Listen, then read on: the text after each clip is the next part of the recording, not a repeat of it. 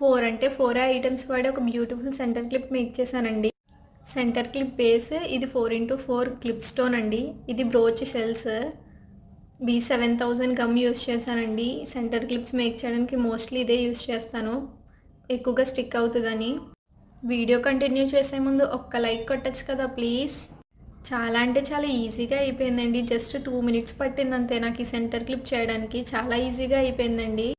చూడడానికి simple and ఎలిగెంట్గా కనిపిస్తుందండి.